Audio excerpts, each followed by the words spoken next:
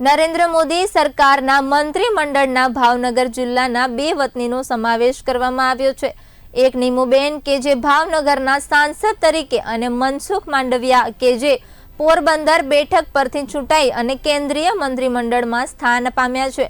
ત્યારે આ બંને નેતાઓ ભાવનગર ભારતીય જનતા પાર્ટી ભાવનગર મહાનગર તથા વિવિધ સામાજિક અને વેપારી સંસ્થાઓ દ્વારા આયોજિત સ્નેહ મિલન અને અભિવાદન સમારોહમાં ઉપસ્થિત રહ્યા હતા।